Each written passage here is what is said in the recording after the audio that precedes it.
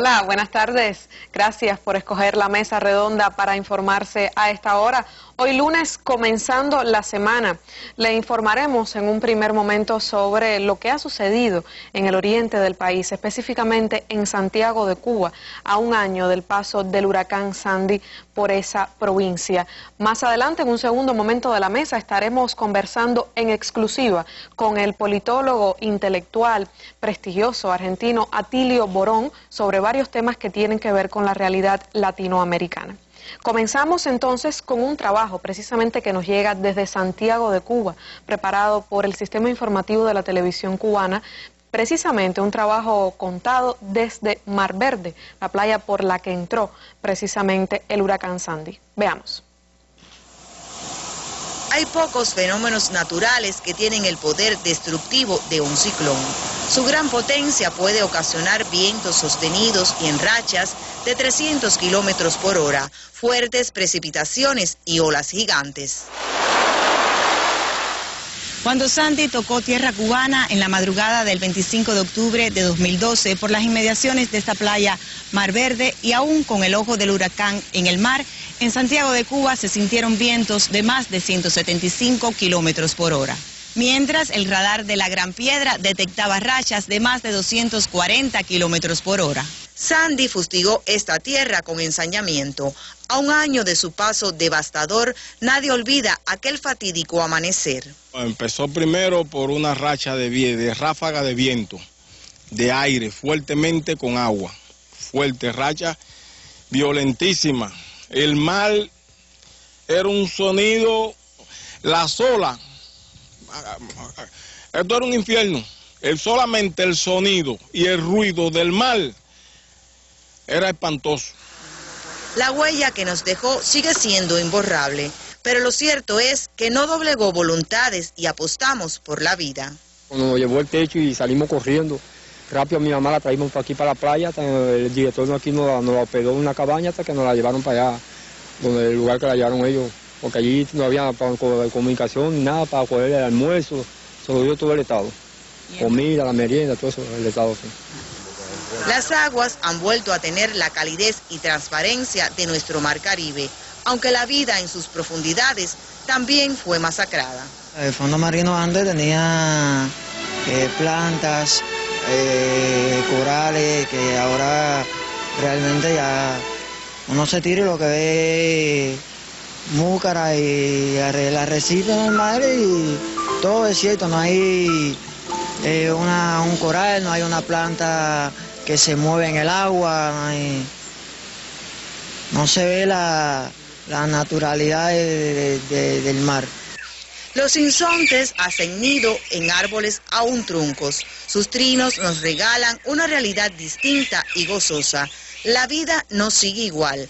Hoy somos distintos, pero seguimos apostando por nuestra persistencia en el reino de este mundo. En Santiago de Cuba, Caridad Franco, Sistema Informativo de la Televisión Cubana.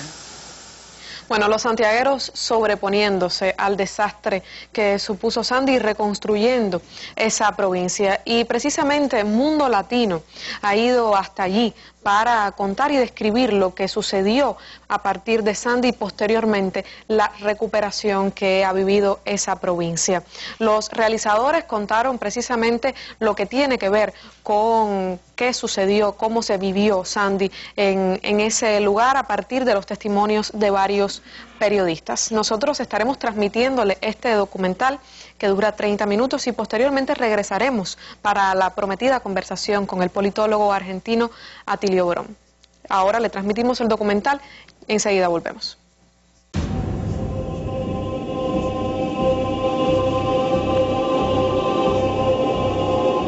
En esos amargos momentos de la madrugada del 25 de octubre, lo que yo experimenté fue una cosa diabólica. Las ráfagas, yo no sé hasta cuándo podrían llegar las ráfagas de viento. Terrible. El choque de la ola contra las persianas, sentíamos los ruidos. Las cubiertas de la vivienda volaban, cómo caían los lumínicos. Yo sentía como si iba a caer la ventana, la persiana, entonces...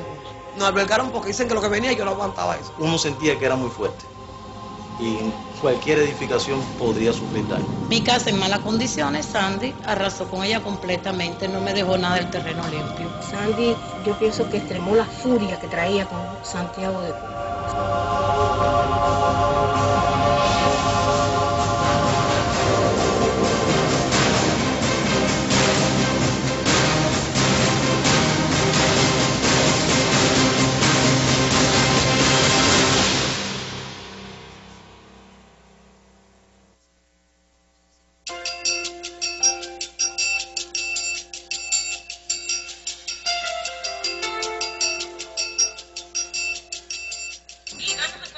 Informativa, se previó lo que iba a pasar en la alerta y luego, si pasábamos a la alarma, pues lo que iba a tocar a la alarma.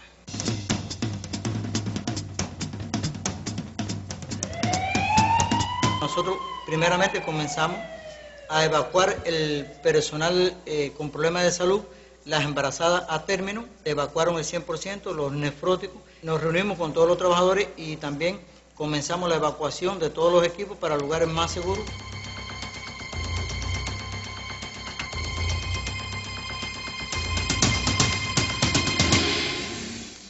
Habíamos previsto muchas cosas en la escuela para recibir un ciclón de esa magnitud, ¿no? La comunidad también nos apoyó, la delegada. Y en la escuela recogimos muchas cosas previendo, lo pusimos en un lugar seguro. Nosotros tenemos información desde el primer momento de la fase informativa y empezamos a trabajar. O sea, empezamos a proteger algunos techos, a cosechar algunos productos que teníamos ya listos para la cosecha, para la población. Eso lo fuimos haciendo en la fase informativa.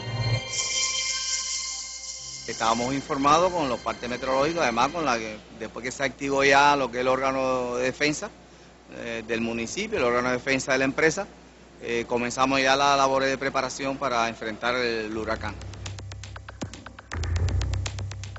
Sí nos informaron alrededor de las 2 de la tarde que había posibilidad de una evacuación que tuvieran preparados. Fueron la defensa y los presidentes, conjuntamente con un cierto grupo de personas, a sacar las personas de los locales. Bueno, realmente informados sí estuvimos todo el tiempo, atentos a los partes que daba el Instituto de Meteorología, pero realmente pienso que no tuvimos la total percepción del riesgo que estábamos corriendo. Realmente la población se confió y no se preparó todo lo que acostumbrábamos. Realmente se había informado bastante previamente al huracán de lo que podría traer Sandy. El primer secretario en el partido desde un primer momento aclaró incluso a todos los directivos del Consejo de Defensa que había que tomar medidas coherentes con lo que se esperaba, porque desde un primer momento sí insistió que venía algo muy grande a pasar por Santiago de Cuba. Mi saludo para todas las santiagueras y santiagueros que se mantienen muy pegadito a nuestra señal para conocer el curso informativo. Tuve la misión de dar continuidad a lo que ya se había planteado por parte de la dirección del centro, así orientado por el Consejo de Defensa Provincial, que era tratar de mantener informada a la población aún con los sistemas de comunicaciones alternativos. Dígase celulares, dígase reproductora de un auto, dígase equipo por batería, en fin, y así lo logramos. Hasta ese momento los teléfonos estaban funcionando, tenían vitalidad, había electricidad. Unos minutos antes de las 12 de la noche nos quedamos a oscuras. La ciudad estaba totalmente apagada y, bueno, solo podíamos reflejar y ver lo que pasaba al frente de nuestra emisora, que gracias al grupo electrógeno podíamos seguir en la transmisión y, bueno, la iluminación permitía ver cómo las cubiertas de la vivienda volaban, cómo caían los lumínicos, cómo incluso las vidrieras de los establecimientos se rompían, etcétera, y cómo las personas trataban un poco de escuarecerse en unas viviendas que tenían mejores condiciones. Esto fue un momento bastante complejo, toda vez que pensábamos que no nos estaban escuchando por la propia situación de la falta del fluido eléctrico. Sin embargo, durante toda la madrugada, en pleno huracán, recibimos alrededor de 6 llamadas. donde nos explicaban en ese momento cómo oscilaban los edificios 18 plantas de la ciudad, que era de una manera muy fuerte, no acostumbrada incluso en otras temporadas ciclónicas, donde incluso nos informaban, por ejemplo, de la manera en que se caían los árboles, sobre todo en la parte centro, por ejemplo, alrededor del Palacio de Justicia. O sea, había una retroalimentación mínima, pero por lo menos teníamos aquel de que algunas personas estaban recibiendo nuestra señal y que sabían cómo estaba Santiago en ese preciso momento.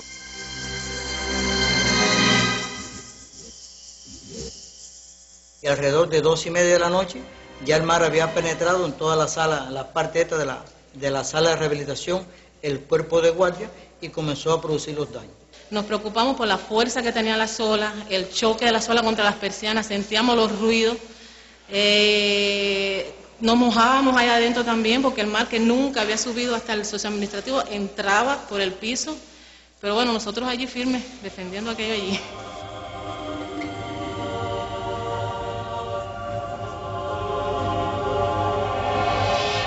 Por las condiciones de la vivienda, de la escuela, hubo derrumbe porque el edificio principal, que es el caserón viejo que hay, lo que es la parte del caballete, eso se empezó a derrumbar. Y eso produjo que hubo el desastre en la biblioteca, que una biblioteca estaba muy completa, tenía todas sus condiciones, y hemos perdido una gran biblioteca. Y el mobiliario también se afectó, debido al derrumbe que hubo, pues se aplastó. Quedó aplastado. Hemos perdido un gran mobiliario, que el mobiliario se conservaba muy bien, que era un mobiliario prácticamente nuevo. Yo recuerdo el Flora. Yo tenía 8 o 9 años cuando Flora. Flora llovió mucho, pero nunca hizo estrategia de viento. Yo recuerdo el Inés, que ya yo tenía 10 o 12 años. Cuando pasó Inés, pero fueron 20 minutos. Y este fue un ciclón soplando desde las 12 de la noche hasta las 5 de la mañana. Y viento, enormes vientos. Aquí no hay una mata. Usted va por ahí para arriba, usted camina por ahí para allá, no queda una mata en pie, que no esté desbaratada. Hubo una irresponsabilidad que mucha gente no quiso salir de su hogar, a pesar de la información que se dio, y a pesar de saber el peligro que corríamos por la zona y todas las cosas aledañas que tenemos. Hubieron personas que no quisieron salir de sus casas y se quedaron allí. Aterrador lo que se estaba sintiendo, porque nunca habíamos tenido esa experiencia. Todo el mundo aquí estaba acostado, nervioso, porque mucha ventolera. Se sentía fuerte en la ventana, y tú sentías como si iba a caer la ventana, la persiana y todas esas cosas. Realmente sentimos miedo porque yo lo podía comparar con el aullido de un lobo, con más o menos el sonido que sentimos cuando el terremoto en Santiago, pero que él venía de la tierra muy fuerte. Y este venía acabando con todo. Llamábamos a los colegas de otras provincias, de otros periódicos que sí tenían internet, y le decíamos lo que estaba pasando en Santiago visto desde el periódico, ¿no? Porque de aquí no pudimos movernos. Esa es la cosa más increíble que yo he visto en el mundo. Esto es un edificio fuerte y esto parecía que se iba a caer aquí. Nos habían dicho que el fenómeno iba a pasar aproximadamente a las 12 de la noche por la ciudad de Santiago de Cuba, y a esa hora debíamos estar en el Consejo de Defensa. ¿Qué nos ocurrió? Salimos en el Mitsubishi, en el carro de prensa de nosotros. El chofer me dice que no puede poner la primera. Comienza a manejar con 2 velocidades, segunda y tercera velocidad, por el viento que hacía. En el camino comienzan a derribarse árboles y llegamos aquí al telecentro en esas condiciones, con un viento fuerte. Nos desmontamos rápido, llegamos hasta acá, hasta esta área del informativo, y quedamos desde entonces atrapados aquí.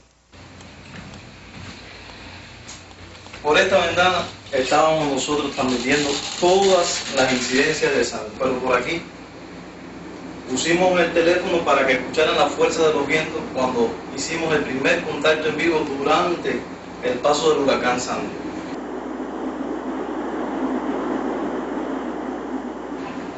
Ese techo está totalmente destruido, todo el falso techo de aquí del informativo se perdió, casi todas las tejas, y solamente una teja quedó en pie de donde estábamos nosotros, atrapados en esta oficina. Todo el departamento de musicalización, todo lo destruía Sandy. Nosotros sentíamos por esta puerta todo lo que estaba pasando aquí en el telecentro.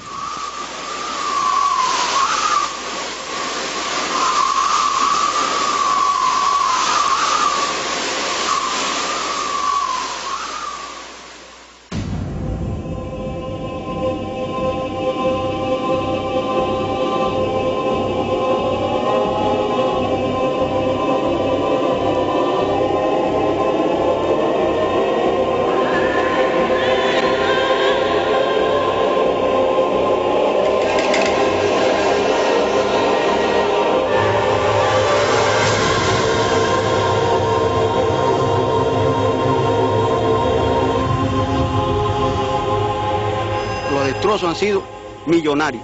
Nosotros calculamos hoy las pérdidas en esta cooperativa de 3,5 millones de pesos. O sea que realmente se ha ido todo. Lo que es plátano no queda una mata en pie, no queda una mata. Eso empezaba en producción ahora. Eso que estamos viendo ahí. Y entonces miren, para eso lo que quedó ahí. Quedaron los hijos nuevos, que es lo que vamos a rehabilitar. Cuando se comenzó a hacer la evaluación por parte de los senadores, del equipo nuestro, nos percatamos que era prácticamente un desastre. Aquí va que hemos encontrado todo quemado. Hasta las arboledas, aquí no hay nada. Incluso el personal de aquí, de Santiago, decía que no, que era demasiado esto, que nunca habían visto una cosa así. Lo que le pasó a Santiago Valle no tiene nombre.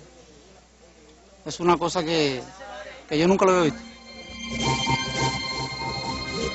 Nosotros sufrimos afectación en el techado en alrededor de más de 2.500 tejas de zinc y más de 400 tejas de fibrocemento fueron afectadas. En áreas principales, por ejemplo, se afectó mucho una inversión nueva del año anterior, que tenía un techo nuevo prácticamente, que fue la inversión de la Casa de Bagazo, y prácticamente se llevó todo el techo. A lo mejor quizás un tercio del techo fue lo único que dejó.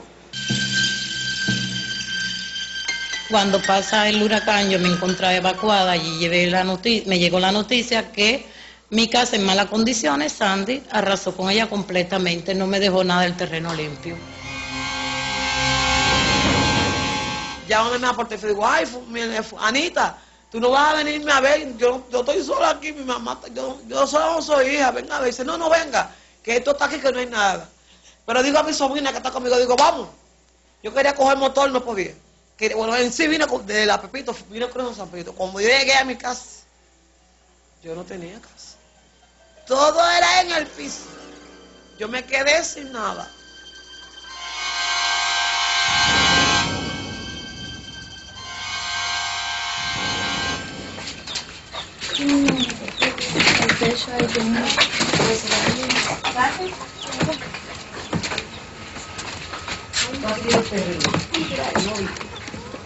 Todo caído, todo tumbado.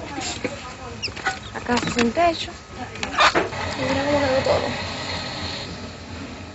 Tantos años de sacrificio, ver que en horas todo se destruyó, no fue nada fácil, fue una cosa devastadora. Y nunca, por lo menos yo nunca había visto algo así. Sí, dice, lluvia, vientecito más que otro, pero como pasó, jamás había visto eso. Y nunca había visto una ciudad tan destrozada como quedó esta. Nunca. Ni siquiera en la televisión, que uno ve, sí, porque uno ve y cuando no te toca a ti, tú no puedes saber qué uno siente. Pero verdaderamente cuando te toca, se sabe, se sufre.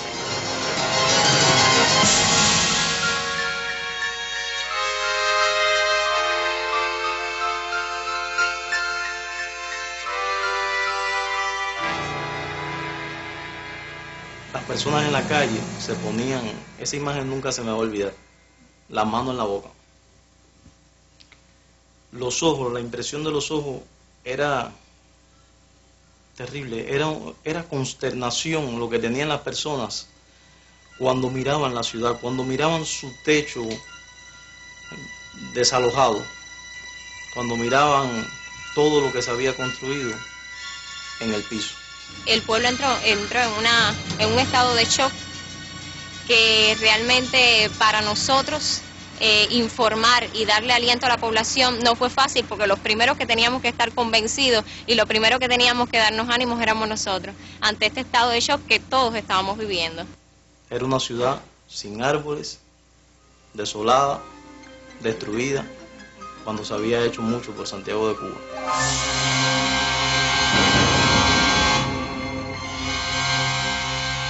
Tengo mucho sentimiento por ver Santiago destruido así. No hay árboles. La ciudad está devastada. Una ciudad tan linda.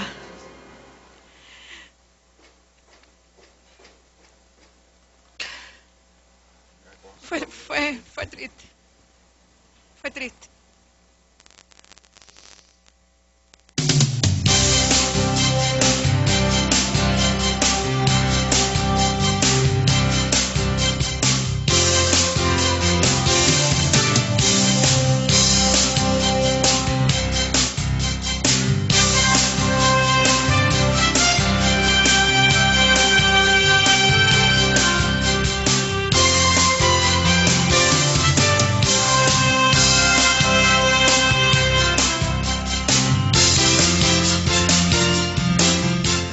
Venezuela. Estábamos cumpliendo misión allá en la cordillera de los Andes.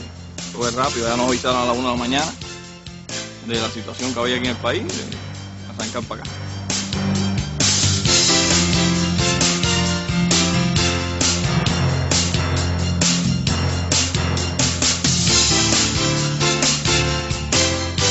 Es bastante complejo por la irregularidad del terreno, el mosquito constantemente lo está atacando, pero bueno, cuando usted tiene conciencia de lo que se está haciendo y de la necesidad que hay de incorporar el sistema a la otra línea, prácticamente eso se va por encima y los escollos son pequeños en el tema.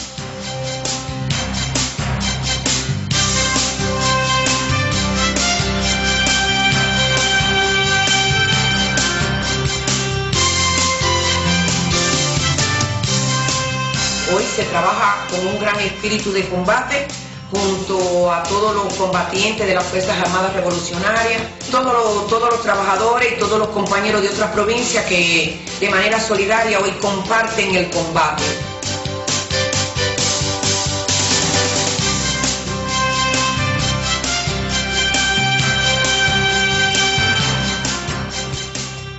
Unido a todo este esfuerzo también hemos recibido el apoyo solidario internacional. Dentro de la ayuda podemos estar la República Bolivariana de Venezuela, está Bolivia, está Rusia, la hermana República del Ecuador. Esta ayuda la hemos recibido con mucho respeto, con mucho amor, con mucha alegría, este tipo de solidaridad, y queremos agradecer a todos los países que han dado su muestra de solidaridad.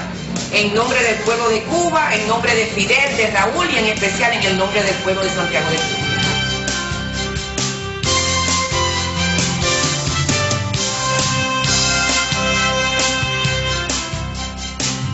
Importante para todos nosotros, como la empresa, como los tripulantes que estamos colaborando con nuestro vuelo, realmente ese motivo es importante, los vuelos pueden ayudar al pueblo de Santiago.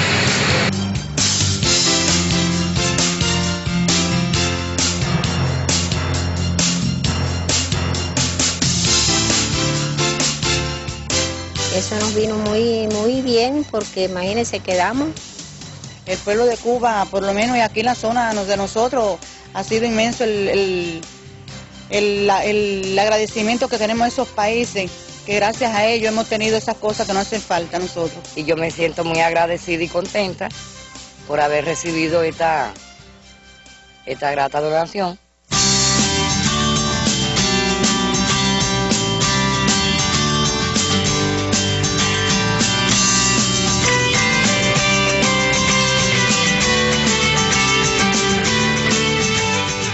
Soy jubilado, no vivo de una pensión, entonces el Estado me ayudó a darme un subsidio para yo poder adquirir esas tejas que falta me está haciendo, pues el ciclón me dejó sin nada aquí.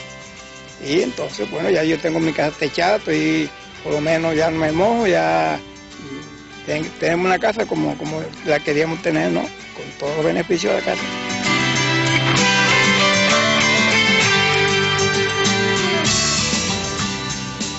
Estamos agradecidos por la ayuda que hemos recibido y hemos estado al tanto de la prensa, de toda la visita que ha hecho Raúl, de su persistencia aquí en Santiago, todos los poblados por los que ha pasado. La satisfacción de conservar la vida siempre, vaya, es una experiencia que uno no sabe ni explicar.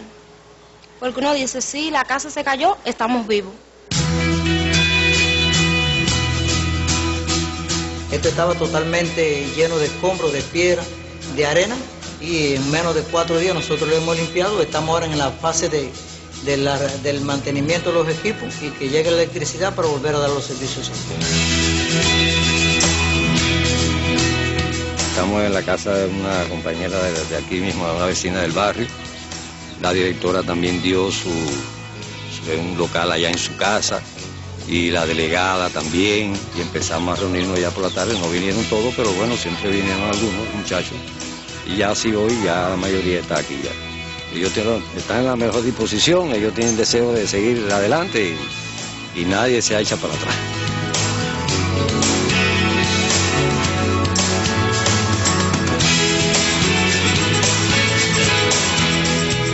Nosotros el primer hay día empezó el ciclón, nosotros estamos metidos aquí en la batalla de Santiago de Cuba. Esto es contra la epidemia, la limpieza es lo principal. Hasta que se acabe. Sacar la basura. Que se limpie Santiago completo. Todavía nos falta por sanear mucho problemas. Adelante que hay que pinchar. Y faltan lugares a recoger. Y todavía venceremos Santiago.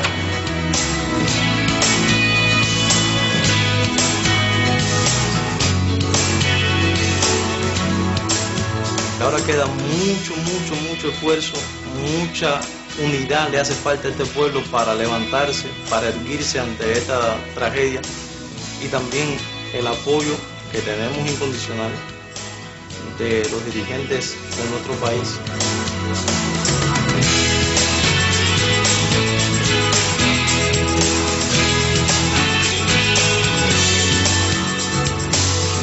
Como ustedes pueden ver, casi la avenida completa está llena de edificios, y es por todos los trabajadores de Santiago de Cuba que se están destacando fuertemente en la construcción. Se había construido casa, pero no era con la magnitud que hay ahora, ¿me entiende? Y ahora créeme que si usted se sube allá arriba en un helicóptero, usted va a ver cambio. ¿Por qué? Porque se ha producido bastante casa. Y estamos luchando contra eso para ver si hacemos un Santiago nuevo, un Santiago más próspero y más hermoso todavía. Le agradezco mucho esta revolución, que hoy tengo esta casa tan grande, tan hermosa, tan bella, otra condición rete que más buena, la que yo vivía pésima, y orgullecida de mi gobierno. Contentísima estoy y alegre, otro mundo, otra vida, mi familia también. Gracias a la buena revolución tengo esta casa, con amor. No me quejo de nada, la estoy viviendo feliz y la adoro y la cuido y la amo, limpio todos los días mi entrada y la trato de mantenerla bonita.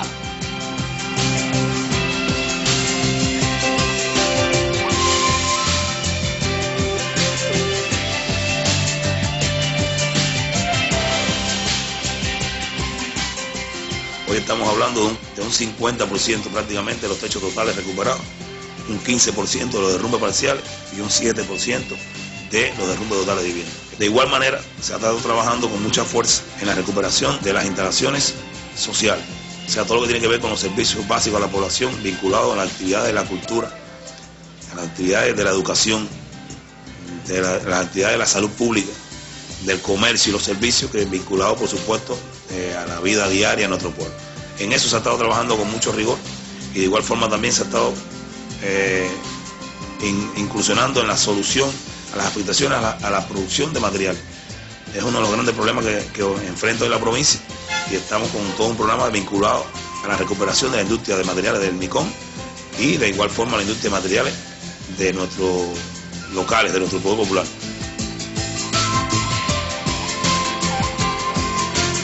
Por supuesto, nos falta más de lo que hemos resuelto, pero estamos seguros que el camino, por lo menos, de la solución de los problemas lo hemos estado enfrentando con iniciativas, con mucha voluntad, y sobre todo con una certera dirección de la dirección de la provincia, por supuesto, de la revolución.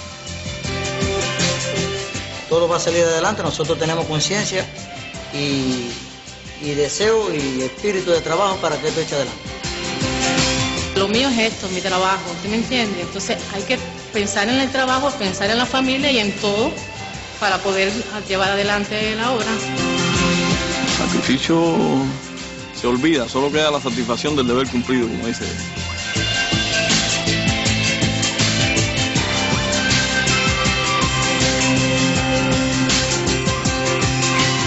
Sí, una esperanza es la que nunca puede faltar. Confianza, fundamentalmente, que vamos a hacer todo lo posible porque todo esto se restablezca lo más pronto posible. Hay confianza, más que seguridad hay confianza que vamos a salir adelante. Mucha confianza, que su problema será resuelto. Con la mano estamos trabajando, o sea que no hemos dejado de trabajar y vamos a seguir trabajando, vamos a seguir haciendo cosas. No nos vamos a parar.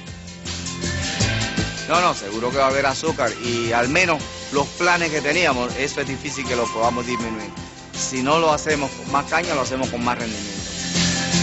Yo pienso que el deber venció al miedo, ¿no? Y aquí estuvimos y aquí estaremos, venga Sandy o quien venga, siempre estaremos aquí en la primera fila. Creo que lo que Sandy no pudo y ningún ciclón podrá arrebatarnos es la unión y la convicción de seguir adelante, así sea ante cualquier desafío.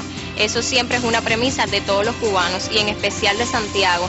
No por gusto tiene el título de ciudad héroe de Cuba y es por eso, por el empeño de su gente y la firmeza a salir adelante.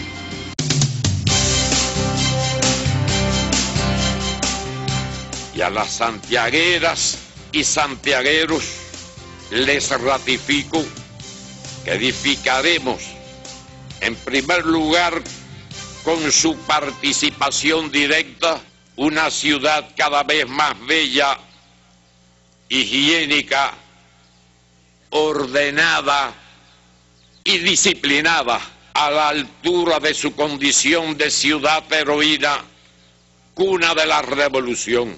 Además, nadie se olvide de que Santiago sigue siendo Santiago.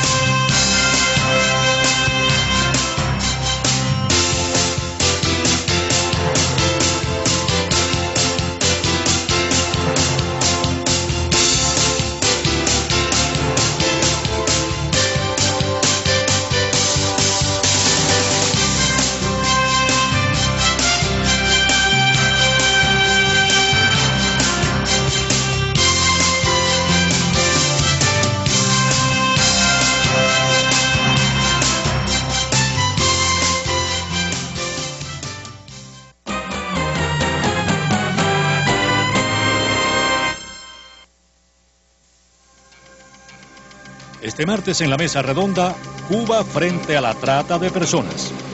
La política de Cuba en el enfrentamiento a la trata de personas serán expuestos este martes en la mesa redonda con la participación de representantes del Ministerio de Relaciones Exteriores, el Ministerio de Justicia, el Ministerio del Interior y la Federación de Mujeres Cubanas.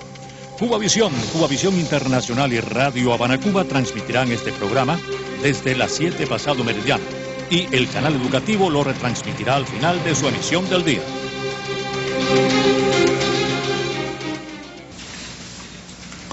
Sí, como le anunciábamos al inicio de nuestra mesa, en este segundo momento estaremos conversando sobre varios temas de la actualidad mediática en América Latina.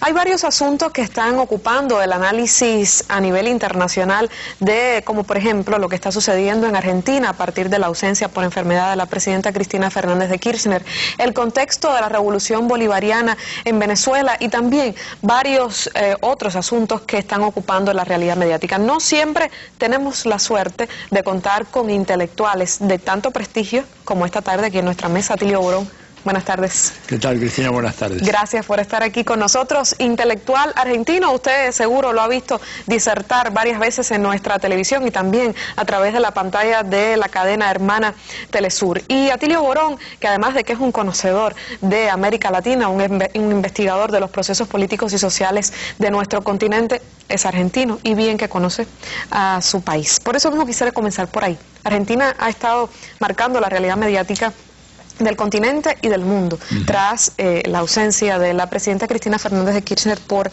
su enfermedad. Mucha manipulación ha tenido este caso. Terrible, terrible. Bueno, pues forma parte, digamos, de lo que ha sido la estrategia que ha promovido los Estados Unidos a través de lo que se llama Grupo de Editores de América, ¿verdad? Que son todos los principales diarios, los diarios más conservadores de toda América Latina y el Caribe, que básicamente desde los últimos 3 o 4 años han estado concertados en poner las noticias de una cierta manera, tener interpretaciones establecidas sobre qué es lo que debe decirse, lo que no debe decirse, y por supuesto la presidenta Cristina Fernández ha sido blanco predilecto de sus ataques. Tiene que ver con el hecho de que evidentemente ha habido un debilitamiento de la fuerza política de la presidenta porque, bueno, ha habido un desgaste natural después de 10 años de gobierno, ha habido algunos errores en materia de política económica que han tenido un costo político muy elevado, ¿verdad? A pesar de que muchos, que bueno, no estamos en el gobierno, pero que preferimos el gobierno de Cristina Fernández a cualquier otra alternativa, porque lo que ves, todo lo que hay como alternativa está a la derecha de Cristina Fernández. Más allá de las críticas que uno puede tener hacia la conducción de su política económica. Por ejemplo, yo lo he señalado muchas veces, lo señalé por escrito, incluso envié algunos memorándum a gente que estaba llegada a ella, planteando de que después de la gran victoria que ella obtuvo, 54% de los votos en el 2011, tenía que encarar a fondo un programa antiinflacionario que no tiene por qué ser el programa del Fondo Monetario, ¿verdad? Porque la gran cuestión, la gran estafa intelectual es pensar que un programa antiinflacionario es un programa que reduce los salarios, recorta los gastos sociales. No, digo, ese es el modelo neoliberal, pero tú puedes tener un programa antiinflacionario con otras características.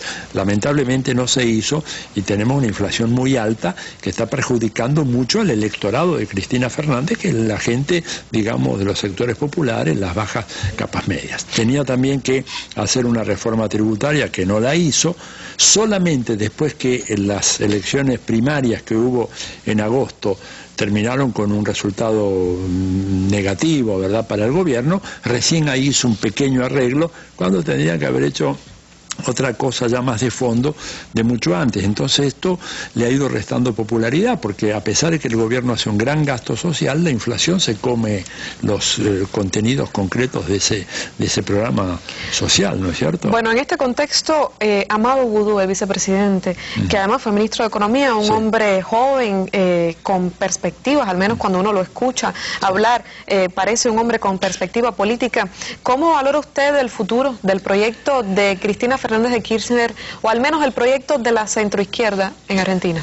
Yo estoy muy preocupado porque creo que Amado Boudou también ha sido objeto de una feroz crítica, una tremenda campaña de destrucción, ¿no es cierto?, en su contra, que creo que tal vez la derecha, que evidentemente tiene mucha experiencia, vio que podía ser un sucesor de mucho peligro. Boudou es un personaje muy interesante, él tiene, como él mismo lo ha reconocido, tiene una formación ortodoxa como economista a la derecha, pero la práctica lo radicalizó de una manera muy significativa. Según él me contó, no solamente la práctica, sino también sus largas charlas con Hugo Chávez. Porque yo en un momento determinado le pregunté, bueno, ¿cómo es que usted cambió? Porque usted tiene una formación, dice, bueno, en la práctica él manejó el tema de los fondos de pensión, dice, ahí me di cuenta que eso era una estafa, que era un robo a la gente, a los pensionados que iban poniendo su dinero y que ese dinero se iba en comisiones, en cuestiones que no iban a redundar luego para su jubilación. Y luego dice, muchas horas de charla, tuve la gran suerte, me dijo él, de poder conversar con el presidente Hugo Chávez, que realmente me abrió la cabeza para ver un mundo que en mi formación ortodoxa como economista neoclásico yo no podía ver. Y creo que él es un personaje que gozó de una gran popularidad, ¿verdad? Tiene un carisma muy significativo, pero yo creo que por eso mismo fue que la derecha se abocó a destruirlo. Y hubo, en el caso de Boudou, 54 primeras planas de los dos diarios más importantes del país, sucesivas, 54, o sea, casi durante 2 meses en primera plana, acusándolo de corrupción, cuando hasta ahora no ha sido ni siquiera llamado a hacer una declaración indagatoria. Mientras, y cierro con esto, el jefe de gobierno de mi ciudad, de Buenos Aires, el señor Mauricio Macri, está procesado por 2 delitos. Un gran opositor de Cristina Fernández. Un gran opositor, está procesado por la justicia con un fallo firme y sin embargo no ha renunciado, y para la gran prensa hegemónica Mauricio Macri es un personaje intachable, es un hombre que no ha cometido ningún delito y el otro ha cometido todos los delitos imaginables. La derecha sigue dominando los medios en Argentina, no es una excepción. Pero digamos, a diferencia de otros países en América Latina, estamos construyendo pequeños enclaves donde hay una prensa alternativa, es decir, tenemos Página 12, tenemos tenemos tiempo argentino, tenemos miradas al sur, en los medios gráficos, la televisión pública ha sido relanzada, hay otros canales, digo, es una gran batalla, porque para la derecha y para el imperialismo el control de los medios fue una política sistemática que ellos siguieron desde prácticamente hace, yo diría, 40, 50 años. ¿Futuro de la centroizquierda? Va a ser complicado, porque creo que Cristina no tiene posibilidad de ser reelecta y no hay en el campo del Frente para la Victoria un personaje que pueda ser considerado como un continuador leal a las grandes orientaciones que estableció Cristina, sobre todo en materia de alineamiento internacional, es decir, apoyo restricto a los países bolivarianos, a Venezuela, a Cuba, a Bolivia, a Ecuador, etcétera, que creo que es uno de los grandes saldos que tiene su gestión, así como el haber avanzado a un nivel que no tiene competencia en el plano internacional en el juicio y castigo a los culpables de la represión. Fíjate tú, Cristina, que las víctimas de la guerra civil española están viniendo a la Argentina a buscar justicia, justicia que se les niega en la España que presentan a veces como un gran modelo de la democracia, pero en donde hay un aparato judicial que ha tapado totalmente los crímenes del franquismo. Bueno, este es un mérito que se lo debemos a la gestión de Néstor Kirchner primero y que Cristina ha ratificado junto con algunas otras cosas. Que además es una excepcionalidad dentro de América Latina. Argentina es el país que va a la cabeza de esto. Pero no solamente a la cabeza, yo te diría que desgraciadamente estamos solos, porque fíjate que Dilma lo quiso hacer. Dilma quiso hacer apenas una comisión de la verdad y las Fuerzas Armadas se le fueron encima, le dijeron que ese era un asunto concluido y Dilma, pobre, que sufrió tortura a manos de los militares, no tuvo la fuerza política, como tampoco la tuvo Lula, para decir es imperativo la verdad y la justicia y el castigo a los culpables. Como no lo hizo Michelle Bachelet tampoco. No lo hizo Michelle Bachelet, cuyo padre fue asesinado por el padre de la... De Matei, la contrincante. Imagínate tú lo que es eso. Y cómo se está haciendo apenitas en Guatemala ahora. Apenitas en Guatemala, ¿no es cierto? Se está empezando a... Pero en Uruguay, digamos, la manipulación de la opinión pública impidió esto. En 2 referendos, o sea, te digo, Argentina no es que está a la cabeza, está casi solo en esto, y esperamos que lentamente los demás países vayan cambiando la correlación de fuerzas para, bueno, hacer justicia, aunque sea 30 años después o 40 años después, pero esto es un tema no negociable. Más vale tarde que nunca. Así es. Bueno, girémonos hacia otro tema, bien interesante también, y del que usted conoce bastante, Venezuela. Un país que está viviendo, tratando de continuar su revolución bolivariana independientemente de la ausencia del líder eterno que es Hugo Chávez, de su ejemplo y de su palabra y su discurso. Hay obstáculos de por medio, hay un reforzamiento, pudiéramos hablar de la guerra de difamación contra Venezuela, de las estrategias de subversión internas, la guerra económica parece más fuerte que nunca. Absolutamente, hay una campaña perfectamente orquestada, perfectamente planificada. Yo siempre menciono uno de los autores predilectos que ha trabajado para la CIA en esto y cuyos textos ahora se encuentran en internet, lo cual es bien interesante. El señor se llama Gene Sharp, ¿no? S-H-A-R-P, ¿verdad? Y este es un hombre que ha escrito manuales para desestabilizar regímenes autoritarios. Ahora, ¿qué son los regímenes autoritarios? Él no escribió este manual para desestabilizar Arabia Saudita, Yemen, Jordania, digo, hay muchos regímenes autoritarios en el mundo. Básicamente es un manual para desestabilizar regímenes considerados autoritarios por Estados Unidos porque tiene gobiernos que son hostiles a los planes y a las políticas de los Estados Unidos. O sea, eso se aplica en contra de Venezuela, en contra de Bolivia, en contra de Ecuador, por supuesto en contra de Cuba. Cuba está a la cabeza claramente como víctima de estas campañas. Y este señor, por ejemplo, ahí en ese libro, es decir, de cómo desestabilizar regímenes autoritarios, entre las cosas que dice, lo estamos viendo ahora perfectamente en Venezuela, dice, el tema del desabastecimiento no puede ser dejado al azar, hay que planificarlo. O sea, un día, el lunes, no hay café soluble en toda Venezuela. El día martes, en todos los supermercados o las tiendas, no hay azúcar. El miércoles no hay harina pan, que es tan importante para las arepas, ¿no es cierto?, venezolanas. El cuarto día desaparece el papel higiénico y así, crear la sensación de que ya no hay gobierno, de que hay una anarquía y que por lo tanto la gente tiene que salir a la calle, salir a dar la pelea. Y yo no me sorprendería que esta gente no esté dispuesta a armar hasta un Caracazo, ¿no es cierto?, un Caracazo de derecha fascista con objeto de impulsar al gobierno de Maduro a lanzar una represión contra gente que está dispuesto a acabar con ese gobierno a como de lugar. Bueno, veamos un solo dato, recordemos un solo dato. Hasta el día de hoy, ¿no es cierto?, el presidente Barack Obama no ha reconocido el triunfo de Nicolás Maduro en las elecciones de abril. O sea, esto es decirle carta blanca a los golpistas, a los fascistas, vayan con todo, salgan a la calle, olvídense de la vía legal, hagan lo que tengan que hacer, y entonces en ese sentido creo que Venezuela es una experiencia que está tremendamente acosada, y Estados Unidos tiene el objetivo de deshacerse, acabar con el bolivarianismo lo antes posible. Ahora están esperando a las elecciones del 8 de diciembre, y según sea el resultado de esas elecciones, que son elecciones de alcaldes, ¿no es cierto?, según sea ese resultado, yo creo que van a ahí intensificar la ofensiva desestabilizadora. Bueno, volvámonos otra vez a otro tema, vamos a cambiar. Tiene que ver con el motivo por el cual usted, Atilio, está acá en La Habana, la primera conferencia de estudios estratégicos organizado por el Centro de Investigaciones de Política Internacional, un evento que reunió académicos de todo el mundo, junto, por supuesto, a académicos cubanos que intercambiaron experiencias, ponencias de temas diversos, muy amplio el espectro de temas que se debatieron en este importante y amplio evento. Recordemos que Atilio Borón es además un autor que escribe a menudo, investiga sobre temas de América Latina, sobre temas, acá tengo uno de los libros, porque es además premio Libertador al pensamiento crítico, América Latina en la geopolítica del imperialismo. Esta es una de las ediciones, acá también tenemos otra de las ediciones. Por lo general, Atilio, también lo publicamos aquí con nuestras editoriales. Fíjate, el otro libro que ves ahí, que es la primera edición, que fue la que finalmente premiaron, y luego entonces en Venezuela el libro premiado lo publican ahí con las tapas blancas.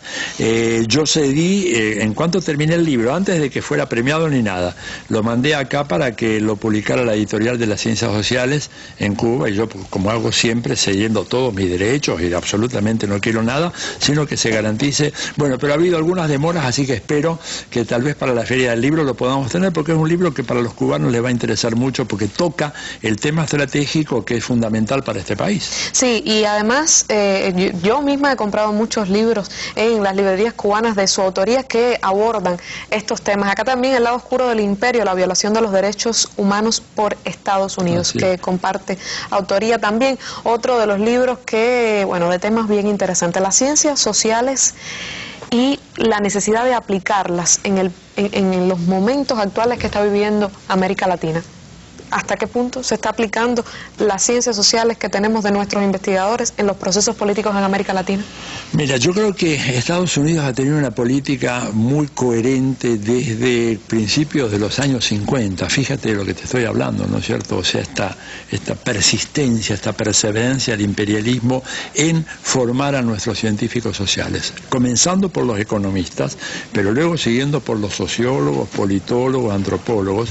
Entonces, el resultado de eso, al cabo de 60 años de ese tipo de labor de indoctrinación, es que hoy en día tienes unas ciencias sociales en donde lamentablemente en América Latina predominan las visiones más convencionales, más afines a lo que es el modelo de las ciencias sociales de Estados Unidos. O sea, cualquier estudiante de ciencias sociales, por ejemplo, en América Latina vas a una carrera de sociología o de ciencia política o de economía y desconoce algunos de los grandes clásicos del pensamiento social latinoamericano o algunos de los grandes autores que tenemos en el siglo XX. Digo, el pensamiento, por ejemplo, de Che Guevara, el pensamiento de Fidel sobre temas tan importantes como la democracia, el desarrollo, el subdesarrollo, la dependencia, el imperialismo, no logran penetrar en el mundillo académico porque son considerados textos panfletarios, textos de divulgación, lo cual es un gravísimo error, una subestimación muy importante.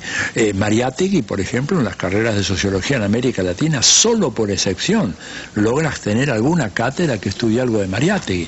Marx, Lenin, digamos, están absolutamente al margen, salvo algunas pequeñas honrosas excepciones. Entonces, creo que ahí tenemos nosotros un problema muy, muy serio, que es cómo reconquistar una presencia fuerte del pensamiento crítico latinoamericano en el campo de las ciencias sociales, que han sido colonizadas, principalmente la economía, ¿no es cierto? En donde... Ahí vemos a Rafael Correa como una excepción. Rafael Correa es una excepción notable, ¿verdad? Porque es un hombre, claro, que tuvo un contacto con la realidad y además que tiene un proyecto político, ideológico, moral completamente diferente. Pero tenemos una tarea muy fuerte que hacer en el campo de las ciencias sociales, ¿verdad? Ellos están controlando no solamente lo que se enseña, sino cómo se evalúa. Cuba está al margen de todo eso, por suerte, manténganse al margen, por favor. Pero en el resto de América Latina, ¿no es cierto?, tú tienes los protocolos de evaluación de la calidad de los trabajos académicos que hacemos los investigadores y está calcado de los modelos de los Estados Unidos. Entonces, por ejemplo, se llega a esta situación, tú publicas ese libro, como el que yo publiqué en la Argentina, que salió finalmente premiado, ¿verdad? En una evaluación de 0 a 10, ese libro, por ser libro publicado en la Argentina, en el caso de México, Brasil es exactamente igual, o Chile, te dan en una escala de 0 a 10 como máximo 4 puntos. O sea, un libro de 300 páginas de investigación te dan esos 4 puntos. Si tú publicas un pequeño artículo de 5 o 6 páginas en una revista científica de ciencias sociales de los Estados Unidos, te dan 10 puntos. Ahora, ¿cuál es el problema? Que esa revista norteamericana tiene una determinada orientación, publica sobre los temas que a ellos les interesan, con los marcos teóricos que para ellos son los aceptables. Por ejemplo, tú puedes hacer un análisis de política internacional, usando autores norteamericanos, pero si no son los autores correctos, jamás te lo van a publicar en una revista de los Estados Unidos. Por ejemplo, tú deberías usar Chomsky, que es uno de los grandes estudiosos, ¿verdad? Tú deberías usar Michael Parenti, tú deberías usar Howard Zinn, toda gente que ha estado en Cuba en diferentes momentos, pero tú llegas a citar a uno solo de esos autores y esas revistas que te dan 10 puntos jamás te van a aceptar tu artículo. ¿Por qué? Por el control ideológico que hay. Entonces, en América Latina estamos dando esa pelea en este momento, muy muy fuerte, para recuperar el pensamiento crítico de las ciencias sociales. Un reto en un momento importante, teniendo en cuenta que América Latina está en un proceso de reconfiguración de paradigmas de diferente tipo. Así es. ¿Por qué es importante entonces las ciencias sociales ponérselas a estos procesos de cambio? Porque yo creo que, como decía el camarada Lenin, no hay nada mejor que una buena teoría para tener una buena práctica política. O sea, si tú no tienes una buena teoría, ¿qué es una teoría en el mundo de las ciencias sociales? Una teoría es un mapa de navegación. Una teoría es como un mapa, y si el mapa es bueno te permite llegar al objetivo y al donde tú quieres llegar. Si el mapa es malo, se conduce a cualquier otro lado, ¿no es cierto? Los mapas que propone el imperialismo y la derecha son malos mapas, que lo que tratan de hacer es de extraviar a los pueblos en la lucha por su emancipación. Necesitamos buenos mapas, y los buenos mapas requieren una teoría. Por eso decía Lenin, no hay nada más práctico que una buena teoría, y nosotros tenemos esa teoría, pero claro, el pensamiento socialista, el pensamiento revolucionario fue marginado por completo de las universidades. Ahora está empezando a haber un reflujo. ¿Por qué? Bueno, porque la evidencia del saqueo imperialista es tan grande que mucha gente que antes dudaba, que decía, bueno, no, el imperialismo es una consigna ideológica de agitación, pero ahora cuando ven, digamos, lo que está haciendo, que es Obama, por ejemplo, en los últimos tiempos, espiando a un país que ha sido toda la vida un aliado muy leal de los Estados Unidos. Digo, porque Brasil no fue un país como la Argentina, que tuvo siempre una relación tirante con Estados Unidos. Brasil colaboró en la Segunda Guerra Mundial. Brasil, se develaron algunos papeles secretos de la CIA que fueron desclasificados ahora y que demuestran de que Henry Kissinger y el presidente Garrastazu Médici dialogaron para ver de qué manera podían desestabilizar los gobiernos de Salvador Allende y de Fidel Castro en el año 71-72. ¿Verdad? O sea, Brasil tiene una larga historia de cooperación. En Brasil se gestó el Plan Cóndor, otra vez Henry Kissinger, que es el mayor criminal de guerra que anda suelto por el mundo, ahí se gestó en Brasil.